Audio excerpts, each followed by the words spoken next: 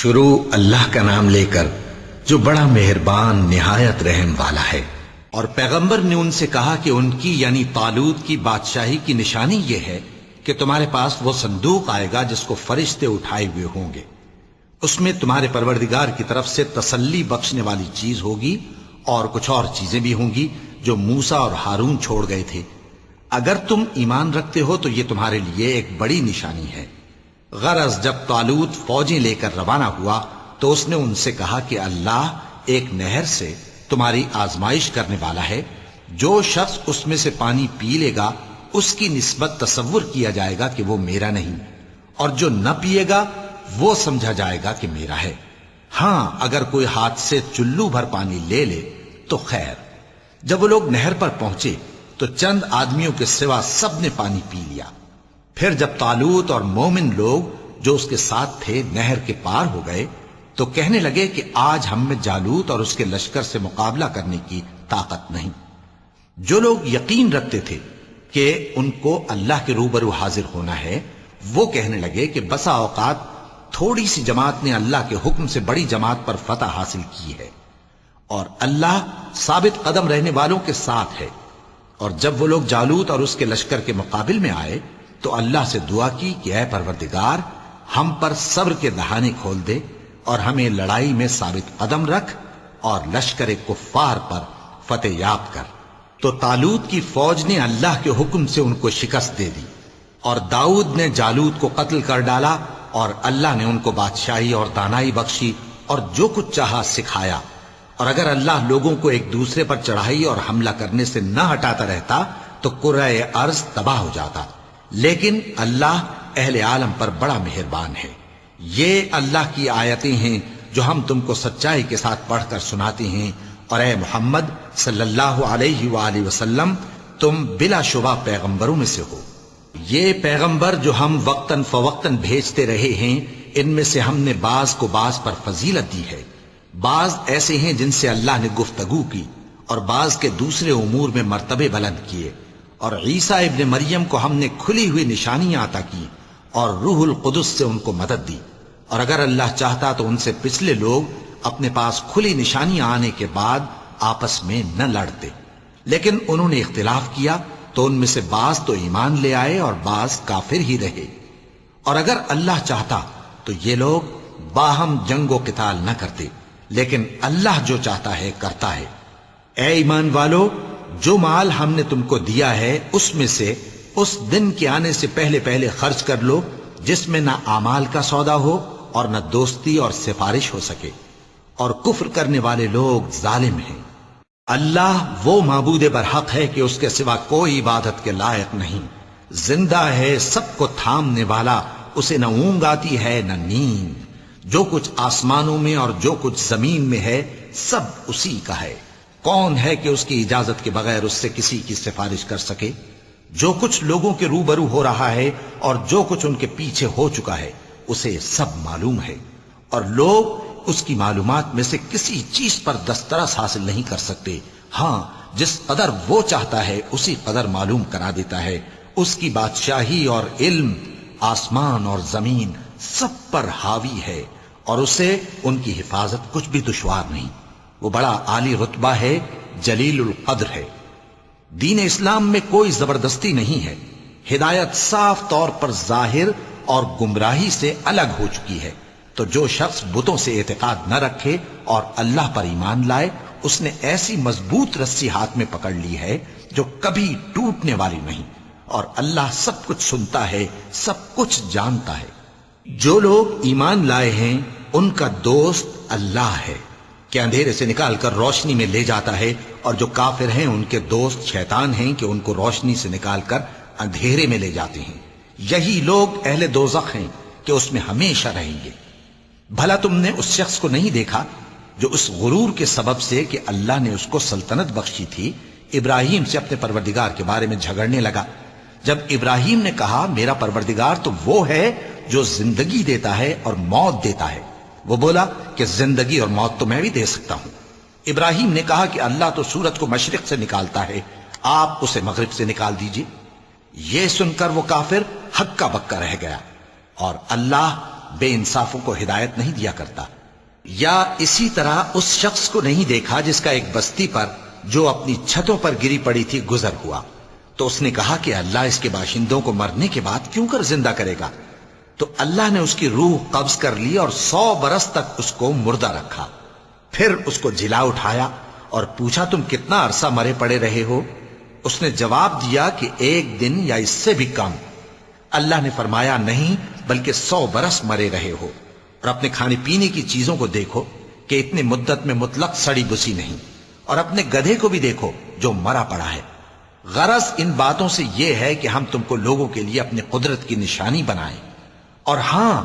گدھے کی ہڈیوں کو دیکھو کہ ہم ان کو کس طرح جوڑے دیتے اور ان پر کس طرح گوشت پوست چڑھائے دیتے ہیں۔ جب یہ واقعات اس کے مشاہدے میں آئے تو بول اٹھا کہ میں یقین کرتا ہوں کہ اللہ ہر چیز پر قادر ہے۔ اور جب ابراہیم نے اللہ سے عرض کیا کہ اے پروردگار مجھے دکھا کہ تو مردوں کو کیوں کر زندہ کرے گا، اللہ نے فرمایا کیا تم نے اس بات کا یقین نہیں کیا؟ انہوں نے کہا کیوں نہیں، لیکن میں دیکھنا اس لیے چاہتا ہوں کہ میرا دل اطمینان کامل حاصل کر لے۔ فرمایا کہ 4 پرندے لے لو، پھر ان کو اپنے سے ہلا لو اور ان کے ٹکڑے ٹکڑے کر دو، پھر ان کا ایک ایک ٹکڑا ہر ایک پہاڑ پر رکھ دو، پھر ان کو بلاؤ تو وہ تمہارے پاس دوڑتے چلے آئیں گے، اور جان رکھو کہ اللہ غالب ہے، صاحب حکمت ہے۔ جو لوگ اپنا مال اللہ کی راہ میں خرچ کرتے ہیں ان کے مال کی مثال اس دانے کی سی ہے جس سے 7 بالیں اگیں اور ہر ایک بال میں 100 دانے ہوں، اور اللہ جس کے اجر کو چاہتا ہے اور زیادہ کرتا ہے، اور اللہ کشائش والا ہے، سب کچھ جاننے والا ہے۔ جو لوگ اپنا مال اللہ کے راستے میں صرف کرتے ہیں پھر اس کے بعد نہ اس خرچ کا کسی پر احسان رکھتے ہیں اور نہ کسی کو تکلیف دیتے ہیں، ان کا صلہ ان کے پروردگار کے پاس تیار ہے، اور قیامت کے روز نہ ان کو کچھ خوف ہوگا اور نہ وہ غمگین ہوں گے۔ جس خیرات کے دینے کے بعد لینے والے کو ایذا دی جائے اس سے تو نرم بات کہہ دینی اور درگزر کرنا بہتر ہے، اور اللہ بے نیاز ہے، بردبار ہے۔ مومنوں، اپنے صدقات و خیرات احسان رکھنے اور ایذا دینے سے اس شخص کی طرح برباد نہ کر دینا جو لوگوں کو دکھاوے کے لیے مال خرچ کرتا ہے اور اللہ اور روز آخر پر ایمان نہیں رکھتا، تو اس کے مال کی مثال اس چٹان کی سی ہے جس پر تھوڑی سی مٹی پڑی ہو اور اس پر زور کا مے برس کر اسے صاف کر ڈالے۔ اسی طرح یہ ریاکار لوگ اپنے اعمال کا کچھ بھی صلہ حاصل نہیں کر سکیں گے، اور اللہ ایسے ناشکروں کو ہدایت نہیں دیا کرتا۔ اور جو لوگ اللہ کی خوشنودی حاصل کرنے کے لیے اور خلوص نیت سے اپنا مال خرچ کرتے ہیں ان کی مثال ایک باغ کی سی ہے جو اونچی جگہ پر واقع ہو، جب اس پر زور کا مے پڑے تو دگنا پھل لائے، پھر اگر مے نہ بھی پڑے تو خیر پھوار ہی صحیح، اور اللہ تمہارے کاموں کو دیکھ رہا ہے۔ بھلا تم میں کوئی یہ چاہتا ہے کہ اس کا کھجوروں اور انگوروں کا باغ ہو جس میں نہریں بہہ رہی ہوں اور اس میں اس کے لیے ہر قسم کے میوے موجود ہوں، اور اسے بڑھاپا آ پکڑے اور اس کے ننھے ننھے بچے بھی ہوں، تو ناگہاں اس باغ پر آگ کا بھرا ہوا بگولا چلے، پس وہ جل جائے۔ اس طرح اللہ تم سے اپنی آیتیں کھول کھول کر بیان فرماتا ہے تاکہ تم سوچو اور سمجھو۔ مومنو، جو پاکیزہ اور عمدہ مال تم کماتے ہو اور جو چیزیں ہم تمہارے لیے زمین سے نکالتے ہیں ان میں سے اللہ کی راہ میں بھی خرچ کرو، اور بری اور ناپاک چیزیں دینے کا قصد نہ کرنا کہ اگر وہ چیزیں تمہیں دی جائیں تو بجز اس کے کہ لیتے وقت آنکھیں بند کر لو، ان کو کبھی نہ لو، اور جان رکھو کہ اللہ بے نیاز ہے، خوبیوں والا ہے۔ شیطان تمہیں تنگ دستی کا خوف دلاتا اور بے حیائی کے کام کرنے کو کہتا ہے، اور اللہ تم سے اپنی بخشش اور رحمت کا وعدہ کرتا ہے، اور اللہ کشائش والا ہے، سب کچھ جاننے والا ہے۔ وہ جس کو چاہتا ہے دانائی بخشتا ہے، اور جس کو دانائی ملی بے شک اس کو بڑی نعمت ملی، اور نصیحت تو وہی لوگ قبول کرتے ہیں جو عقل مند ہیں۔ اور تم اللہ کی راہ میں جس طرح کا خرچ کرو یا کوئی نذر مانو، اللہ اس کو جانتا ہے، اور ظالموں کا کوئی مددگار نہ ہوگا۔ اگر تم خیرات ظاہر کر کے دو تو وہ بھی خوب ہے، اور اگر پوشیدہ دو اور دو بھی ضرورت مندوں کو تو یہ تمہارے لیے بہتر ہے۔ اور اس طرح کا دینا تمہارے گناہوں کو بھی دور کرے گا، اور اللہ کو تمہارے سب کاموں کی خبر ہے۔ اے نبی صلی اللہ علیہ وآلہ وسلم، تم ان لوگوں کی ہدایت کے ذمہ دار نہیں ہو، بلکہ اللہ ہی جس کو چاہتا ہے ہدایت بخشتا ہے۔ اور مومنو، تم جو مال خرچ کرو گے تو اس کا فائدہ تمہیں کو ہے، اور تم تو جو خرچ کرو گے اللہ کی خوشنودی کے لیے کرو گے، اور جو مال تم خرچ کرو گے وہ تمہیں پورا پورا دے دیا جائے گا اور تمہارا کچھ نقصان نہیں کیا جائے گا۔ اور ہاں، تم جو خرچ کرو گے تو ان حاجت مندوں کے لیے جو اللہ کی راہ میں رکے بیٹھے ہیں اور ملک میں کسی طرف جانے کی طاقت نہیں رکھتے اور مانگنے سے آر رکھتے ہیں، یہاں تک کہ نہ مانگنے کی وجہ سے ناواقف شخص ان کو تونگر خیال کرتا ہے، اور تم قیافے سے ان کو صاف پہچان لو کہ حاجت مند ہیں، اور شرم کے سبب لوگوں سے منہ پھوڑ کر اور لپٹ کر نہیں مانگ سکتے۔ اور تم جو مال خرچ کرو گے کچھ شک نہیں کہ اللہ اس کو جانتا ہے۔ جو لوگ اپنا مال رات اور دن اور پوشیدہ اور ظاہر اللہ کی راہ میں خرچ کرتے رہتے ہیں، ان کا صلہ ان کے پروردگار کے پاس ہے، اور ان کو قیامت کے دن نہ کسی طرح کا خوف ہوگا اور نہ غم۔ جو لوگ سود کھاتے ہیں وہ قبروں سے اس طرح حواس باختہ اٹھیں گے جیسے کسی کو جن نے لپٹ کر دیوانہ بنا دیا ہو، یہ اس لیے کہ وہ کہتے ہیں کہ سودا بیچنا بھی تو نفع کے لحاظ سے ویسا ہی ہے جیسے سود لینا، حالانکہ سودے کو اللہ نے حلال کیا ہے اور سود کو حرام۔ تو جس شخص کے پاس اللہ کی نصیحت پہنچی اور وہ سود لینے سے باز آ گیا تو جو پہلے ہو چکا وہ اس کا، اور قیامت میں اس کا معاملہ اللہ کے سپرد۔ اور جو پھر لینے لگا تو ایسے لوگ دوزخی ہیں کہ ہمیشہ دوزخ میں جلتے رہیں گے۔ اللہ سود کو نابود یعنی بے برکت کرتا اور خیرات کی برکت کو بڑھاتا ہے، اور اللہ کسی ناشکر گناہگار کو دوست نہیں رکھتا۔ جو لوگ ایمان لائے اور نیک عمل کرتے اور نماز پڑھتے اور زکوٰۃ دیتے رہے، ان کو ان کے کاموں کا صلہ اللہ کے ہاں ملے گا، اور قیامت کے دن ان کو نہ کچھ خوف ہوگا اور نہ وہ غمناک ہوں گے۔ مومنو، اللہ سے ڈرو، اور اگر ایمان رکھتے ہو تو جتنا سود باقی رہ گیا ہے اس کو چھوڑ دو۔ پھر اگر ایسا نہ کرو گے تو تم اللہ اور اس کے رسول کی طرف سے اعلان جنگ سن لو، اور اگر توبہ کر لو گے اور سود چھوڑ دو گے تو تم کو اپنی اصل رقم لینے کا حق ہے، جس میں نہ اوروں کا نقصان اور نہ تمہارا نقصان۔ اور اگر قرض لینے والا تنگ دست ہو تو اسے کشائش کے حاصل ہونے تک مہلت دو، اور اگر زر قرض بخش دو تو وہ تمہارے لیے زیادہ اچھا ہے، بشرطے کہ سمجھو۔ اور اس دن سے ڈرو جبکہ تم اللہ کے حضور میں لوٹ کر جاؤ گے، اور ہر شخص اپنے اعمال کا پورا پورا بدلہ پائے گا اور کسی کو کچھ نقصان نہ ہوگا۔ مومنو، جب تم آپس میں کسی میعاد معین کے لیے قرض کا معاملہ کرنے لگو تو اس کو لکھ لیا کرو، اور لکھنے والا تم میں کسی کا نقصان نہ کرے بلکہ انصاف سے لکھے۔ نیز لکھنے والا جیسا اللہ نے اسے سکھایا ہے لکھنے سے انکار بھی نہ کرے اور دستاویز لکھ دے، اور جو شخص قرض لے وہی دستاویز کا مضمون بول کر لکھوائے، اور اللہ سے کہ اس کا مالک ہے خوف کرے، اور زر قرض میں سے کچھ کم نہ لکھوائے۔ اور اگر قرض لینے والا کم عقل یا ضعیف ہو یا مضمون لکھوانے کی قابلیت نہ رکھتا ہو تو جو اس کا ولی ہو وہ انصاف کے ساتھ مضمون لکھوائے، اور اپنے میں سے 2 مردوں کو ایسے معاملے کے گواہ کر لیا کرو، اور اگر 2 مرد نہ ہوں تو 1 مرد اور 2 عورتیں جن کو تم گواہ پسند کرو کافی ہیں، کہ اگر ان میں سے ایک بھول جائے گی تو دوسری اسے یاد دلا دے گی، اور جب گواہ گواہی کے لیے طلب کیے جائیں تو انکار نہ کریں۔ اور قرض تھوڑا ہو یا بہت اس کی دستاویز کے لکھنے لکھانے میں سستی نہ کرنا، یہ بات اللہ کے نزدیک نہایت قرین انصاف ہے، اور شہادت کے لیے بھی یہ بہت درست طریقہ ہے۔ اس سے تم کو کسی طرح کا شک و شبہ بھی نہیں پڑے گا۔ ہاں، اگر سودا دست بدست ہو جو تم آپس میں لیتے دیتے ہو تو اگر ایسے معاملے کے دستاویز نہ لکھو تو تم پر کچھ گناہ نہیں۔ اور جب خرید و فروخت کیا کرو، مثلا زمین جائیداد کی، تو بھی گواہ کر لیا کرو، اور کاتب دستاویز اور گواہ معاملہ کرنے والوں کا کسی طرح کا نقصان نہ کریں۔ اگر تم لوگ ایسا کرو تو یہ تمہارے لیے گناہ کی بات ہے، اور اللہ سے ڈرو اور دیکھو کہ وہ تم کو کیسی مفید باتیں سکھاتا ہے، اور اللہ ہر چیز سے واقف ہے۔ اور اگر تم سفر پر ہو اور دستاویز لکھنے والا نہ مل سکے تو کوئی چیز رہن با قبضہ رکھ کر قرض لے لو، اور اگر تم میں سے کوئی دوسرے کو امین سمجھے یعنی رہن کے بغیر قرض دے دے تو امانت دار کو چاہیے کہ صاحب امانت کی امانت ادا کر دے، اور اللہ سے جو اس کا پروردگار ہے ڈرے، اور دیکھنا شہادت کو مت چھپانا، جو اس کو چھپائے گا وہ دل کا گناہگار ہوگا، اور اللہ تمہارے سب کاموں سے واقف ہے۔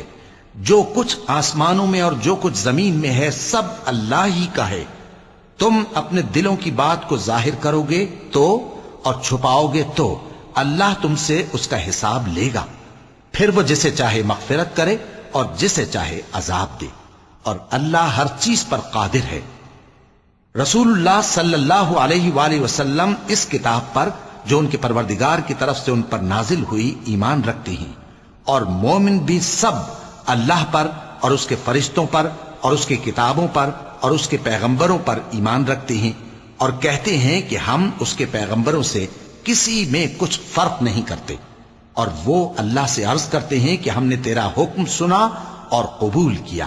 اے پروردگار، ہم تیری بخشش مانگتے ہیں اور تیری ہی طرف لوٹ کر جانا ہے۔ اللہ کسی شخص کو اس کی طاقت سے زیادہ کا ذمہ دار نہیں بناتا۔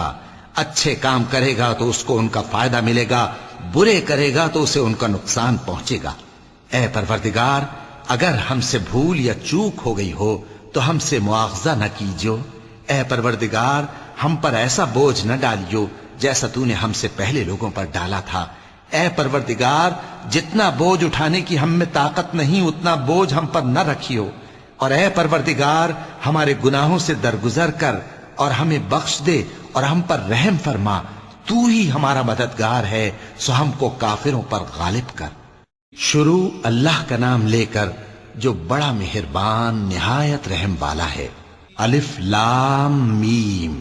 اللہ جو معبود برحق ہے، اس کے سوا کوئی عبادت کے لائق نہیں، زندہ ہے، سب کو تھامنے والا۔ اس نے اے نبی تم پر سچی کتاب نازل کی جو پہلی آسمانی کتابوں کی تصدیق کرتی ہے، اور اسی نے تورات اور انجیل نازل کی تھی۔ یہ دو کتابیں اس نے پہلے نازل کی تھیں لوگوں کی ہدایت کے لیے، اور پھر قرآن جو حق اور باطل کو الگ الگ کر دینے والا ہے نازل کیا۔ جو لوگ اللہ کی آیتوں کا انکار کرتے ہیں ان کو سخت عذاب ہوگا، اور اللہ زبردست ہے، بدلہ لینے والا ہے۔ اللہ ایسا خبیر و بصیر ہے کہ کوئی چیز اس سے پوشیدہ نہیں، نہ زمین میں اور نہ آسمان میں۔ وہی تو ہے جو ماں کے پیٹ میں جیسی چاہتا ہے تمہاری صورتیں بناتا ہے، اس غالب حکمت والے کے سوا کوئی عبادت کے لائق نہیں۔ اے پیغمبر، وہی تو ہے جس نے تم پر یہ کتاب نازل کی جس کی بعض آیتیں محکم ہیں اور وہی اصل کتاب ہیں، اور بعض دوسری متشابہ ہیں، تو جن لوگوں کے دلوں میں کجی ہے وہ متشابہات کا اتباع کرتے ہیں تاکہ فتنہ برپا کریں اور مراد اصلی کا پتہ لگائیں، حالانکہ مراد اصلی اللہ کے سوا کوئی نہیں جانتا۔ اور جو لوگ علم میں گہری نظر رکھتے ہیں وہ یہ کہتے ہیں کہ ہم ان پر ایمان لائے، یہ سب آیات ہمارے پروردگار کی طرف سے ہیں، اور نصیحت تو عقل مند ہی قبول کرتے ہیں۔ اے پروردگار، جب تو نے ہمیں ہدایت بخشی ہے تو اس کے بعد ہمارے دلوں میں کجی نہ پیدا کر دیجو، اور ہمیں اپنے ہاتھ سے رحمت عطا فرما، تو بڑا عطا فرمانے والا ہے۔ اے پروردگار، تو اس روز جس کے آنے میں کچھ بھی شک نہیں سب لوگوں کو اپنے حضور میں جمع کر لے گا، بے شک اللہ خلاف وعدہ نہیں کرتا۔ جو لوگ کافر ہوئے اس دن نہ تو ان کا مال ہی اللہ کے عذاب سے ان کو بچا سکے گا اور نہ ان کی اولاد ہی کچھ کام آئے گی، اور یہ لوگ آتش جہنم کا ایندھن ہوں گے۔ ان کا حال بھی فرعونیوں اور ان سے پہلے لوگوں کا سا ہوگا جنہوں نے ہماری آیتوں کی تکذیب کی تھی، تو اللہ نے ان کو ان کے گناہوں کے سبب عذاب میں پکڑ لیا تھا، اور اللہ سخت عذاب کرنے والا ہے۔ اے پیغمبر، کافروں سے کہہ دو کہ تم دنیا میں بھی عنقریب مغلوب ہو جاؤ گے اور آخرت میں جہنم کی طرف اکٹھا کیے جاؤ گے، اور وہ بری جگہ ہے۔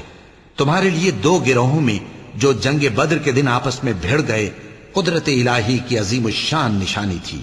ایک گروہ مسلمانوں کا تھا، وہ اللہ کی راہ میں لڑ رہا تھا، اور دوسرا گروہ کافروں کا تھا،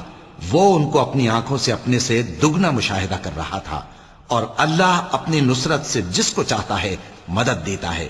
جو اہل بصارت ہیں ان کے لیے اس واقعے میں بڑی عبرت ہے۔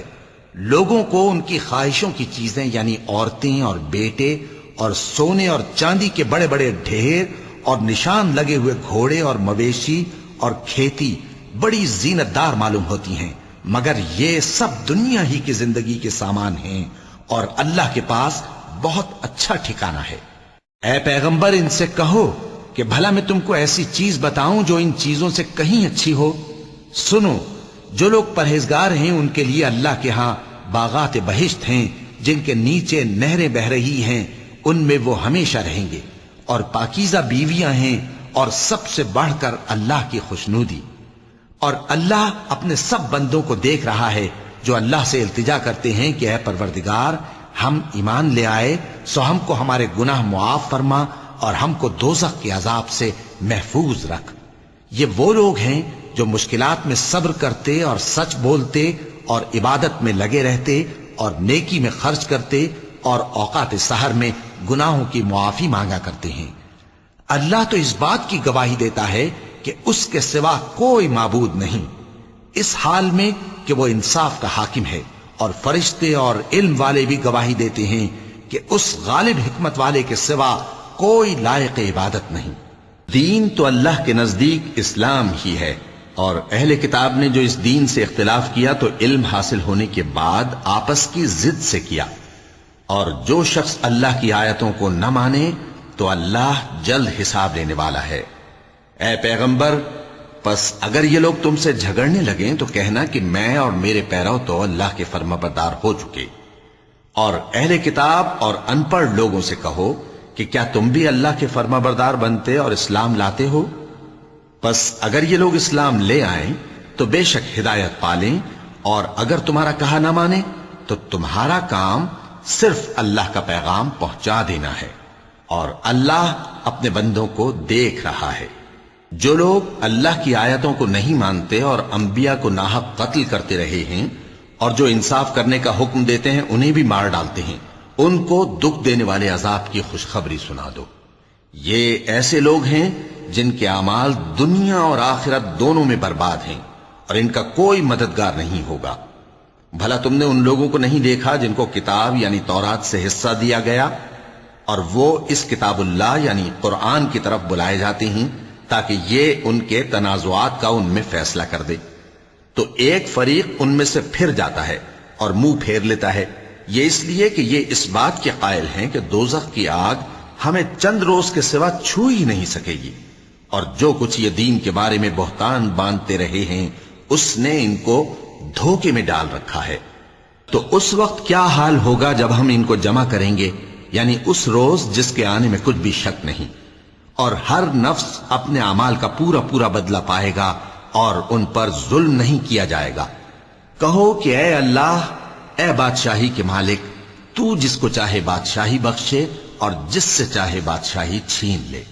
اور جس کو چاہے عزت دے اور جسے چاہے ذلیل کرے۔ ہر طرح کی بھلائی تیرے ہی ہاتھ ہے، اور بے شک تو ہر چیز پر قادر ہے۔ تو ہی رات کو دن میں داخل کرتا اور تو ہی دن کو رات میں داخل کرتا ہے، تو ہی بے جان سے جاندار پیدا کرتا ہے اور تو ہی جاندار سے بے جان پیدا کرتا ہے، اور تو ہی جس کو چاہتا ہے بے حساب رزق بخشتا ہے۔ مومنوں کو چاہیے کہ مومنوں کے سوا کافروں کو دوست نہ بنائیں، اور جو ایسا کرے گا اس سے اللہ کا کچھ عہد نہیں۔ ہاں، اگر اس طریق سے تم ان کے شر سے بچاؤ کی صورت پیدا کرو تو مذائقہ نہیں، اور اللہ تم کو اپنے غضب سے ڈراتا ہے، اور اللہ ہی کی طرف تم کو لوٹ کر جانا ہے۔ اے پیغمبر، لوگوں سے کہہ دو کہ کوئی بات تم اپنے دلوں میں مخفی رکھو یا اسے ظاہر کرو، اللہ اس کو جانتا ہے، اور جو کچھ آسمانوں میں اور جو کچھ زمین میں ہے اس کو سب کی خبر ہے، اور وہ ہر چیز پر قادر ہے۔ جس دن ہر شخص اپنی کی ہوئی نیکی کو موجود پا لے گا اور اپنی برائی کو بھی دیکھ لے گا تو آرزو کرے گا کہ اے کاش اس میں اور اس برائی میں دور کی مسافت ہو جاتی، اور اللہ تم کو اپنے غضب سے ڈراتا ہے، اور اللہ اپنے بندوں پر نہایت مہربان ہے۔ اے پیغمبر،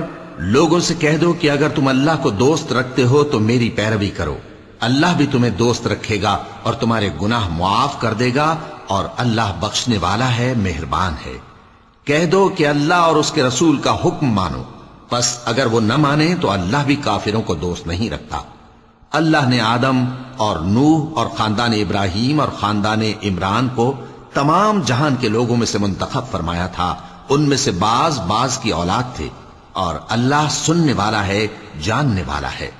وہ وقت یاد کرنے کے لائق ہے جب عمران کی بیوی نے کہا کہ اے پروردگار، جو بچہ میرے پیٹ میں ہے میں اس کو تیری نذر کرتی ہوں، اسے دنیا کے کاموں سے آزاد رکھوں گی، تو اسے میری طرف سے قبول فرما، تو تو سننے والا ہے، جاننے والا ہے۔ پھر جب ان کے ہاں بچہ پیدا ہوا تو کہنے لگی کہ پروردگار، میرے تو لڑکی ہوئی ہے، جبکہ اللہ خوب جانتا تھا جو ان کے ہاں ولادت ہوئی تھی، اور نہ ہوتا لڑکا مانند اس لڑکی کے۔ اور کہنے لگیں میں نے اس کا نام مریم رکھا ہے، اور میں اس کو اور اس کی اولاد کو شیطان مردود سے تیری پناہ میں دیتی ہوں۔ تو اس کے پروردگار نے اس کو پسندیدگی کے ساتھ قبول فرمایا اور اسے اچھی طرح پرورش کیا، اور زکریا کو اس کا کفیل بنایا۔ زکریا جب کبھی عبادت گاہ میں اس کے پاس جاتے تو اس کے پاس کھانا پاتے۔ یہ کیفیت دیکھ کر ایک دن مریم سے پوچھنے لگے کہ مریم، یہ کھانا تمہارے پاس کہاں سے آتا ہے؟ وہ بولی کہ اللہ کے ہاں سے آتا ہے، بے شک اللہ جسے چاہتا ہے بے حساب رزق دیتا ہے۔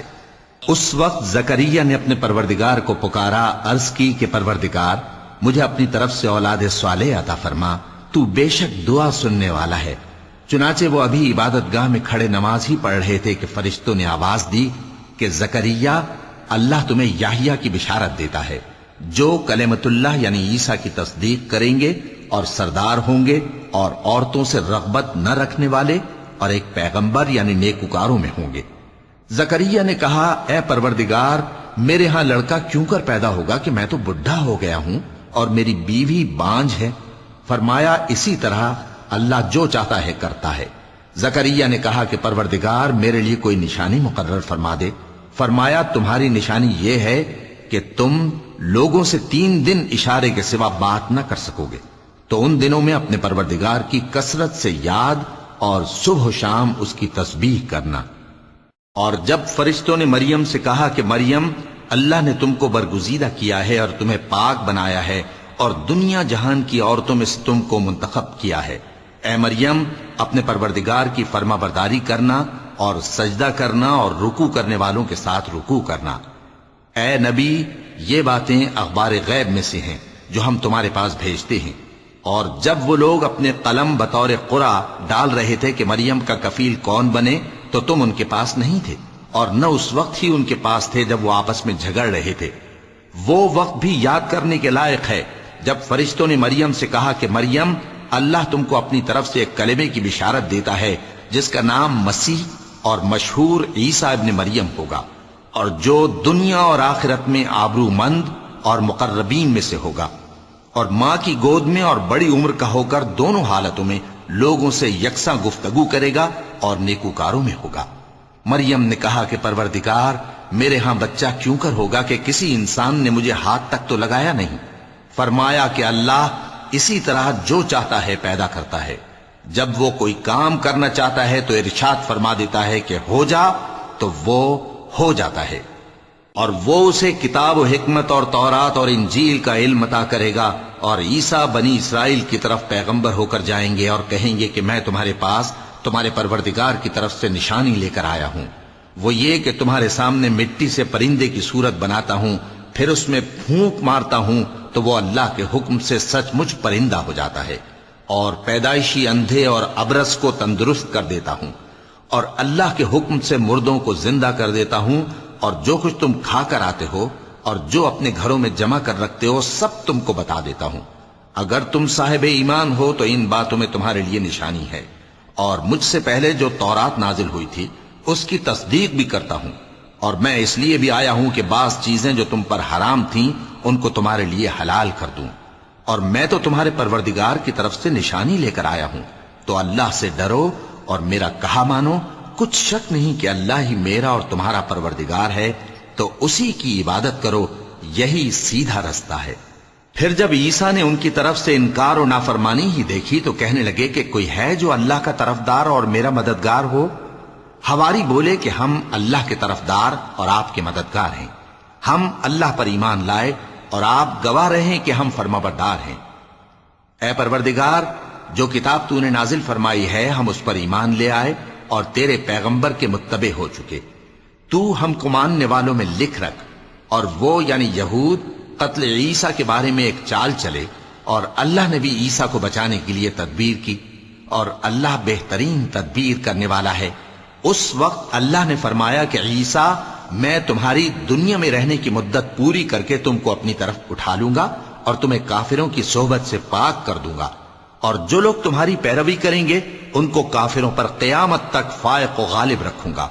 پھر تم سب میرے پاس لوٹ کر آؤ گے تو جن باتوں میں تم اختلاف کرتے رہے اس دن تم میں ان کا فیصلہ کر دوں گا۔ اب جو کافر ہوئے ان کو دنیا اور آخرت دونوں میں سخت عذاب دوں گا، اور ان کا کوئی مددگار نہ ہوگا۔ اور جو لوگ ایمان لائے اور عمل نیک کرتے رہے ان کو اللہ پورا پورا صلہ دے گا، اور اللہ ظالموں کو دوست نہیں رکھتا۔ اے نبی، یہ ہم تم کو اللہ کی آیتیں اور حکمت بھری نصیحتیں پڑھ پڑھ کر سناتے ہیں۔ عیسیٰ کا حال اللہ کے نزدیک آدم کا سا ہے کہ اس نے پہلے مٹی سے ان کو بنایا، پھر فرمایا کہ باشعور انسان ہو جا، تو وہ ویسے ہی ہو گئے۔ یہ بات تمہارے پروردگار کی طرف سے حق ہے، تو تم ہرگز شک کرنے والوں میں نہ ہونا۔ پھر اگر یہ لوگ عیسیٰ کے بارے میں تم سے جھگڑا کریں اس کے بعد کہ تم کو حقیقت معلوم ہو ہی چکی ہے، تو ان سے کہنا کہ آؤ ہم اپنے بیٹوں اور بیٹیوں کو بلائیں، تم اپنے بیٹوں اور بیٹیوں کو بلاؤ، اور ہم خود بھی آئیں اور تم خود بھی آؤ، پھر دونوں فریق اللہ سے دعا و التجا کریں، اس طرح جھوٹوں پر اللہ کی لعنت بھیجیں۔ یہ تمام بیانات صحیح ہیں، اور اللہ کے سوا کوئی معبود نہیں، اور بے شک اللہ غالب ہے، صاحب حکمت ہے۔ بس اگر یہ لوگ پھر جائیں تو اللہ مفسدوں کو خوب جانتا ہے۔ کہہ دو کہ اے اہل کتاب، جو بات ہمارے اور تمہارے دونوں کے درمیان یکساں تسلیم کی گئی ہے اس کی طرف آؤ، وہ یہ کہ اللہ کے سوا ہم کسی کی عبادت نہ کریں اور اس کے ساتھ کسی چیز کو شریک نہ بنائیں، اور ہم میں کوئی کسی کو اللہ کے سوا اپنا کارساز نہ سمجھے۔ پھر اگر یہ لوگ اس بات کو نہ مانیں تو ان سے کہہ دو کہ تم گواہ رہو کہ ہم اللہ کے فرما بردار ہیں۔ اے اہل کتاب، تم ابراہیم کے بارے میں کیوں جھگڑتے ہو؟ حالانکہ تورات اور انجیل ان کے بعد اتری ہیں اور وہ پہلے ہو چکے، تو کیا تم عقل نہیں رکھتے؟ دیکھو، ایسی بات میں تو تم نے جھگڑا کیا ہی تھا جس کا تمہیں کچھ علم تھا بھی، مگر ایسی بات میں کیوں جھگڑتے ہو جس کا تم کو کچھ بھی علم نہیں؟ اور اللہ جانتا ہے اور تم نہیں جانتے۔ ابراہیم نہ تو یہودی تھے اور نہ عیسائی، بلکہ سب سے بے تعلق ہو کر ایک اللہ کے ہو رہے تھے، اور اسی کے فرما بردار تھے اور مشرکوں میں نہ تھے۔ ابراہیم سے زیادہ قرب رکھنے والے تو وہ لوگ ہیں جو ان کی پیروی کرتے رہے، اور یہ پیغمبر آخر الزماں صلی اللہ علیہ وآلہ وسلم اور وہ لوگ جو ایمان لائے ہیں، اور اللہ مومنوں کا کارساز ہے۔ اے اہل اسلام،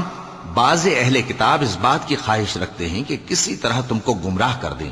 حالانکہ یہ تم کو کیا گمراہ کریں گے، اپنے آپ کو ہی گمراہ کر رہے ہیں اور نہیں جانتے۔ اے اہل کتاب، تم اللہ کی آیتوں سے کیوں انکار کرتے ہو اور تم تورات کو مانتے تو ہو؟ اے اہل کتاب، تم سچ کو جھوٹ کے ساتھ خلط ملط کیوں کرتے ہو اور حق کو کیوں چھپاتے ہو جبکہ تم جانتے بھی ہو؟ اور اہل کتاب کا ایک گروہ اپنے آدمیوں سے کہتا ہے کہ جو کتاب مومنوں پر نازل ہوئی ہے اس پر دن کے شروع میں تو ایمان لے آیا کرو اور اس کے آخر میں انکار کر دیا کرو، تاکہ وہ اسلام سے برگشتہ ہو جائیں، اور اپنے دین کے پیروں کے سوا کسی اور کی بات کا یقین نہ کر لینا۔ اے پیغمبر، کہہ دو کہ ہدایت تو اللہ ہی کی ہدایت ہے۔ وہ یہ بھی کہتے ہیں، یہ بھی نہ ماننا کہ جو چیز تم کو ملی ہے ویسی کسی اور کو بھی مل سکتی ہے، ورنہ وہ تم پر تمہارے رب کے روبرو حجت قائم کر دیں گے۔ اے پیغمبر، کہہ دو کہ بزرگی اللہ ہی کے ہاتھ میں ہے، وہ جسے چاہتا ہے دیتا ہے، اور اللہ کشائش والا ہے، علم والا ہے، وہ اپنی رحمت سے جس کو چاہتا ہے خاص کر لیتا ہے، اور اللہ بڑے فضل کا مالک ہے۔ اور اہل کتاب میں سے کوئی تو ایسا ہے کہ اگر تم اس کے پاس دیناروں کا ڈھیر امانت رکھ دو تو تم کو فوراً واپس دے دے، اور کوئی اس طرح کا ہے کہ اگر اس کے پاس 1 دینار بھی امانت رکھو تو جب تک اس کے سر پر ہر وقت کھڑے نہ رہو تمہیں دے ہی نہیں۔ یہ اس لیے کہ وہ کہتے ہیں کہ امیوں کے بارے میں ہم سے مواخذہ نہیں ہوگا۔ یہ اللہ پر محض جھوٹ بولتے ہیں اور اس بات کو جانتے بھی ہیں۔ ہاں، کیوں نہیں؟ جو شخص اپنے اقرار کو پورا کرے اور پرہیزگار بنا رہے تو اللہ بھی پرہیزگاروں کو دوست رکھتا ہے۔ جو لوگ اللہ کے اقراروں اور اپنی قسموں کو بیچ ڈالتے ہیں اور ان کے عوض تھوڑی سی قیمت حاصل کرتے ہیں، ان کا آخرت میں کچھ حصہ نہیں۔ ان سے اللہ نہ تو کلام کرے گا اور نہ قیامت کے روز ان کی طرف دیکھے گا، اور نہ ان کو پاک کرے گا، اور ان کو دکھ دینے والا عذاب ہوگا۔ صدق اللہ العظیم۔